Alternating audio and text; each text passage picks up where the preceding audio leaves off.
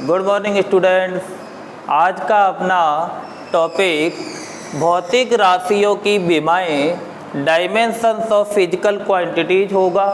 तो आज ये जो टॉपिक है भौतिक विज्ञान के दृष्टिकोण से बहुत ही महत्वपूर्ण टॉपिक है। तो विमाएं किसे कहते हैं, सबसे पहले हम विमाओं की परिभाषा देते हैं। तो विमाएं क्या है? किसी भौतिक राशि को MLT के रूप में व्यक्त करने के लिए MLT, किसी भौतिक राशि को MLT के रूप में व्यक्त करने के लिए उन पर लगाई गई घातों को विमाएं कहते हैं। MLT, तो यहाँ M का मतलब मास है, L का मतलब लेंथ है और T का मतलब टाइम है। मास दैट इज द्रव्यमान, लेंथ दैट इज लंबाई और टाइम समय। ये जो M है वो कब आता है? जब kg लिखा होगा उसकी जगह M का उपयोग किया जाएगा, और कहीं मीटर लिखा होगा उसकी जगह L का उपयोग किया जाएगा, और सेकंड लिखा होगा उसकी जगह T का उपयोग किया जाएगा। किसी भौतिक राशि को MLT के रूप में प्रकट करने के लिए उन पर लगाई गई घातों को, तो अब हम इन पर घात लगाते हैं। M की घात A, L की घात B और T की घात C। तो इन घातों को ही विमा कहा जाता है, MLT। तो विमाओं को व्यक्त करने के लिए MLT को सदैव कैपिटल लेटर में लेते हैं तथा इसे बड़े कोष्टक में बंद करते हैं।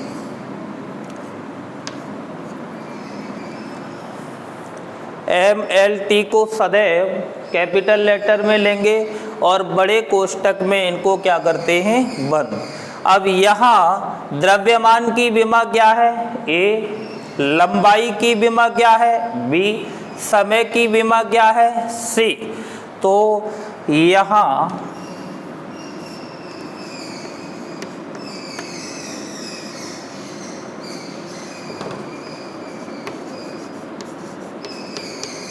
द्रव्यमान की विमा क्या है? A। लंबाई की विमा क्या है? B। और समय की विमा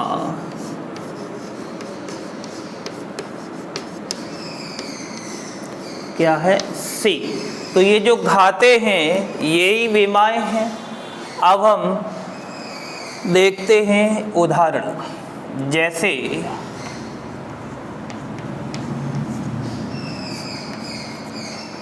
नंबर फर्स्ट, क्षेत्रफल लेते हैं।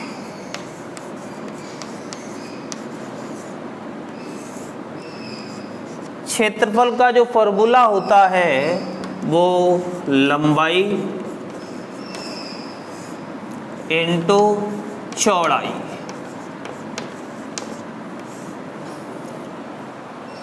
अब हम लंबाई और चौड़ाई के मात्रक निकालते हैं। लंबाई को किस में मापा जाता है? मीटर में, और चौड़ाई को भी मीटर में। तो क्या बन गया? Metre square. अब देखो यहाँ kg मीटर और सेकंड में से कौन है? मीटर। तो मीटर के लिए किसका उपयोग किया जाएगा? L का। तो हम यहाँ पर क्या लिखेंगे? L। अब यहाँ पर मीटर की पावर कितनी है? 2। तो L की घात कितनी हो जाएगी 2। अब हम इसका विमीय सूत्र लिखते हैं। ये जो सिस्टम था इसे विमीय सूत्र कहा जाता है।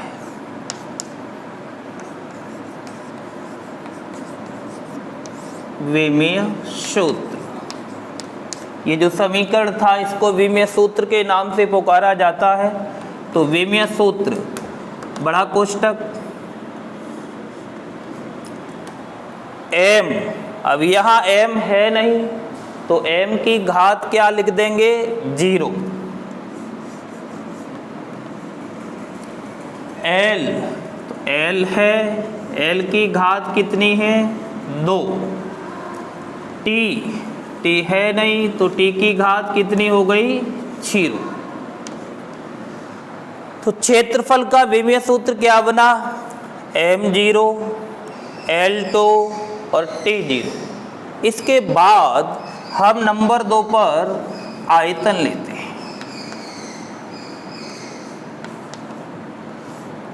इसका जो फॉर्मूला होता है वो क्या होता है, लंबाई इंटू चौड़ाई इंटू ऊंचाई। लंबाई को किस में मापा जाता है, मीटर में, चौड़ाई को भी मीटर में और ऊंचाई को भी मीटर में। तो क्या बन गया मीटर क्यूब। अब फिर देखते हैं MLT में से कौन आ रहा है L। तो L मीटर की जगह L लिखा जाएगा। पावर कितनी है 3, तो L की पावर 3। विमीय सूत्र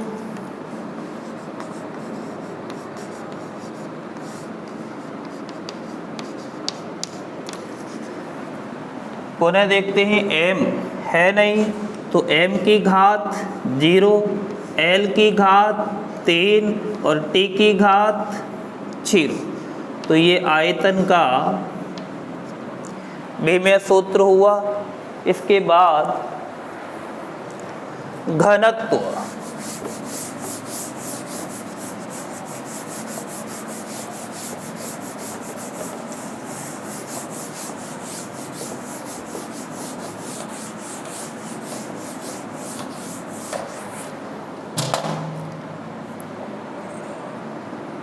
नंबर 3।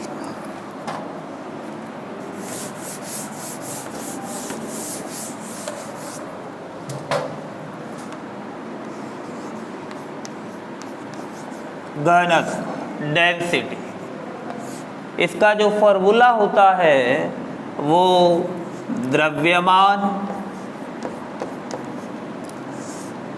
बटे आयतन।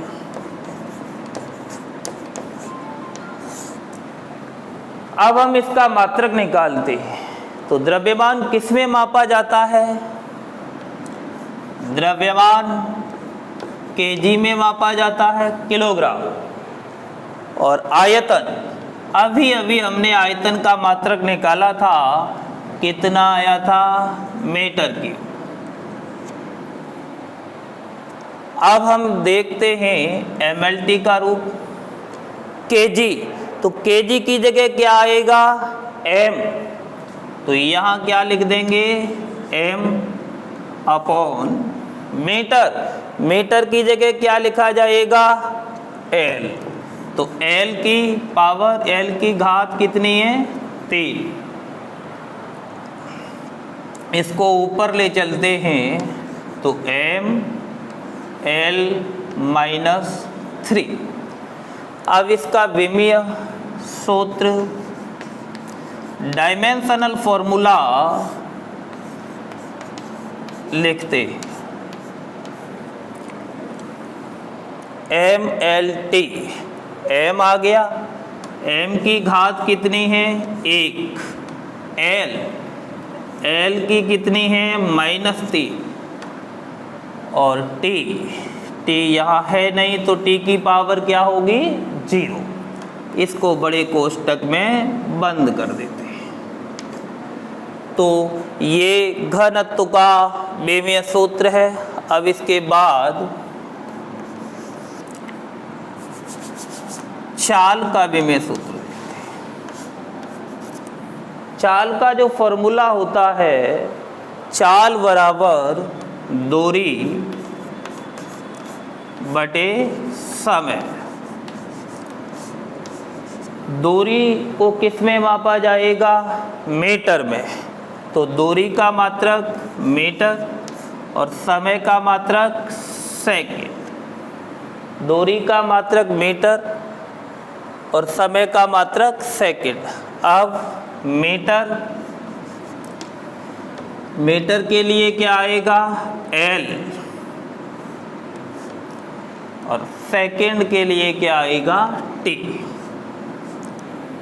अब इस T को ऊपर लेके चले, L T को ऊपर ले जाओ, T की घात -1। तो चाल की विमा क्या हो गई? LT -1। इसका डायमेंशनल फॉर्मूला, विमेय सूत्र क्या होगा? MLT। तो M यहाँ है नहीं, तो M की घात 0, L है, L की घात 1 और T की घात -1 बड़े कोष्टक में बंद। विमाओं को सदैव ज्ञात करते समय बड़े कोष्टक का ध्यान रखना है। तो M0 L1 T -1। अब हम देखते हैं वेग। वेग का फॉर्मूला क्या है? विस्थापन बटे समय। विस्थापन अपॉन टाइम। विस्थापन किस में मापा जाएगा? मीटर में। और समय सेकंड। मीटर के लिए L और समय के लिए T। तो क्या हो गया ये? LT -1 विमेय सूत्र।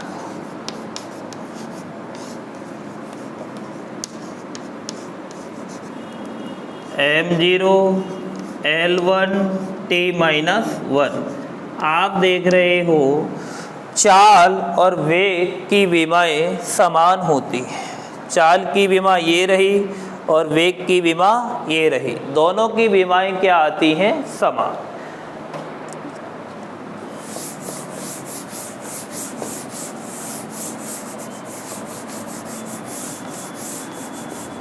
अगला पॉइंट त्वरण लेते हैं।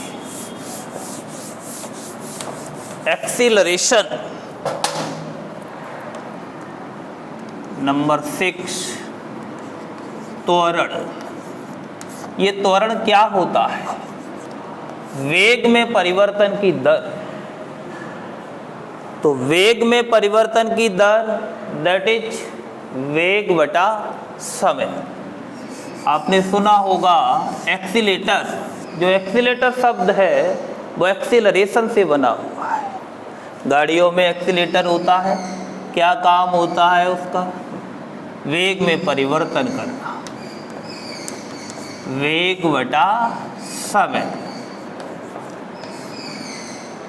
वेग का जो मात्रक है वो ये चमक रहा है, तो इसका यहाँ मात्रक हम लिख देते हैं मीटर पर सेकंड अपॉन समय।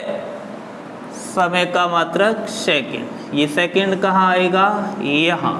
तो मात्रक क्या बन गया? मीटर पर सेकंड स्क्वायर। अब इसकी जगह MLT लगाते हैं। तो मीटर की जगह क्या आएगा? L।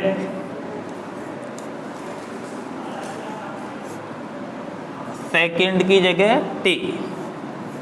कितनी पावर है? 2। तो ये क्या हो गया?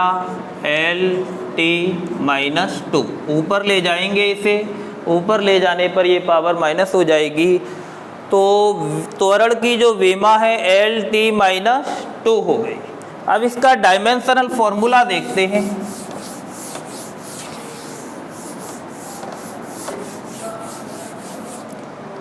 वेमीय सूत्र,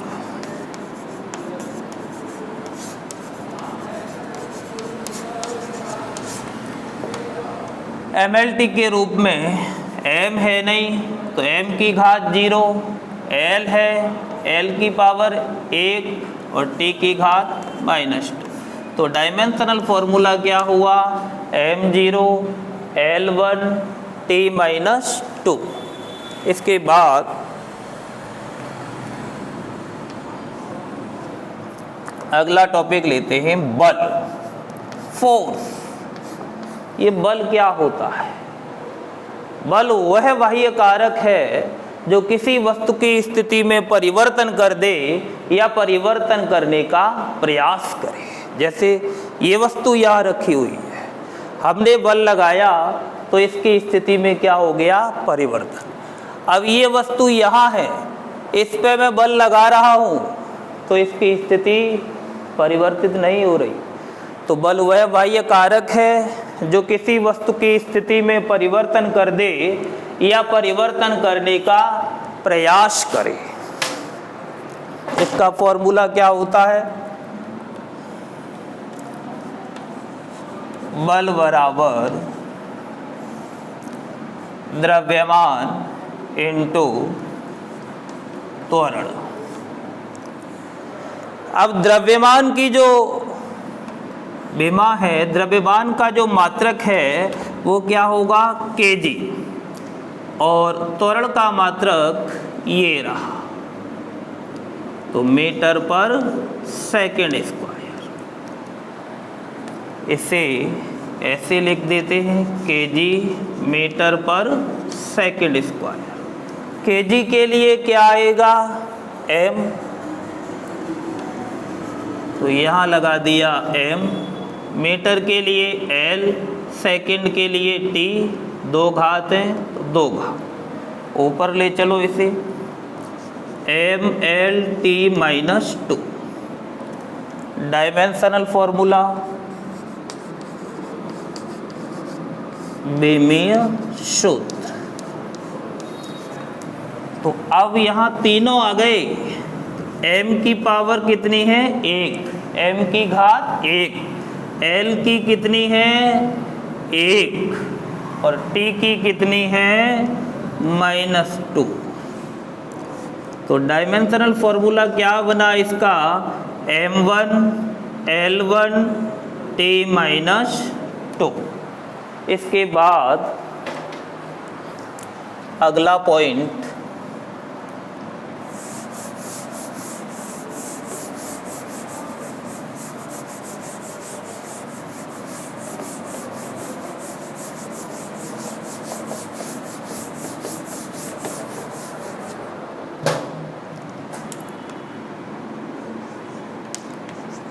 कार्य। अब हम कार्य की विमा निकालते हैं। इसकी विमा निकालने से पहले हमें इसका फॉर्मूला देखना होगा। बल और विस्थापन का गुणनफल होता है बल इंटू विस्थापन।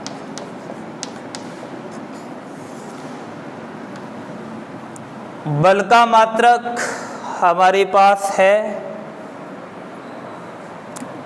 ये रहा, तो बल का मात्रक हम यहाँ लिख देते हैं kg मीटर पर सेकंड स्क्वायर। बल का मात्रक ये आ गया। अब विस्थापन का मात्रक, विस्थापन किस में मापा जाता है, मीटर में। तो अब ये जो एक साथ इसको लिखे kg मीटर स्क्वायर बटे सेकंड स्क्वायर, ये कार्य का मात्रक हो गया। इसे ही आगे जूल कह दिया जाता है और इसे न्यूटन कहा जाता है। kg metre square upon second square को ही जूल कहते हैं और इधर बल में KG metre square upon second square को न्यूटन कहा जाता है। अब इसकी विमा लिखते हैं।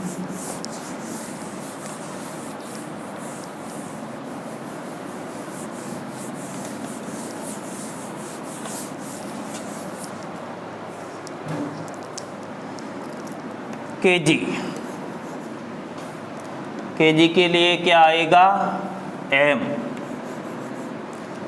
मीटर के लिए एल। सेकंड के लिए टी। अब एल की पावर कितनी है, 2, सेकंड की कितनी है, 2 लगा। इसको हल कर लें आगे, t-2। विमीय सूत्र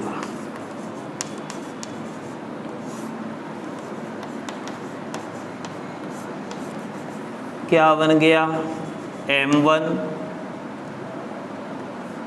L2 t-2 बड़ा कोष्ठक। कार्य का जो विमीय सूत्र है m1 L2 t-2। अगला पॉइंट, संवेग।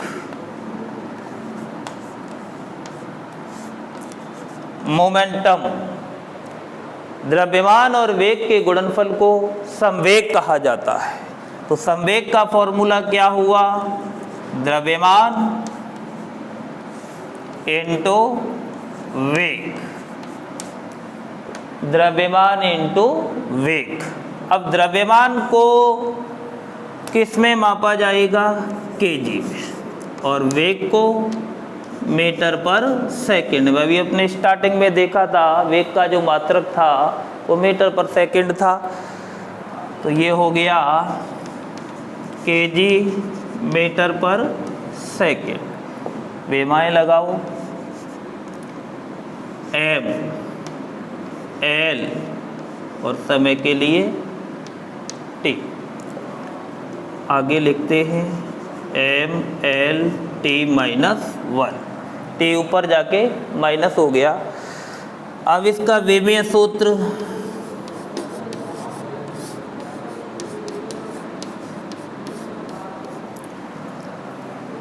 m की घात 1, l की घात 1 और t की घात -। तो m1 l1 t-1।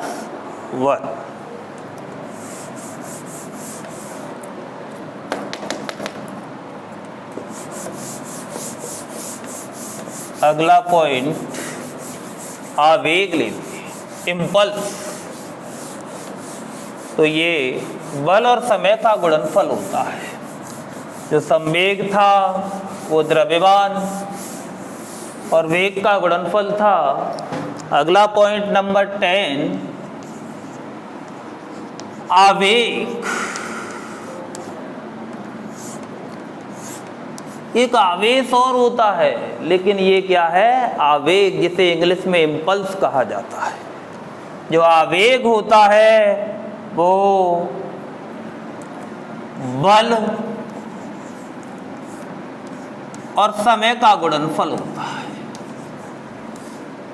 बल और समय के गुणनफल को आवेग कहा जाता है।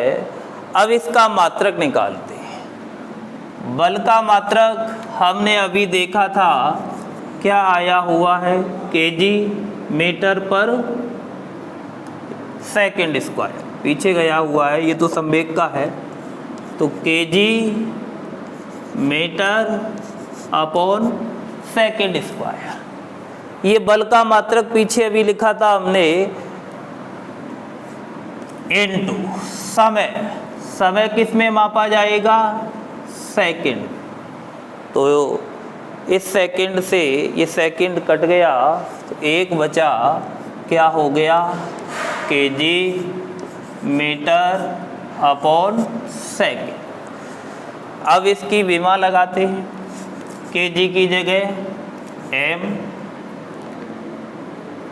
मीटर की जगह L और सेकेंड की जगह T। आगे लिखते हैं mL/t, T को ऊपर ले चलो -1। वेमीय सूत्र, dimensional formula m1 L1 T-1। आप देख रहे हो कि आवेग और संवेग की विमाएं बराबर है। आवेग और संवेग के मात्रक बराबर हैं और इनकी विमाएं भी बराबर होती हैं।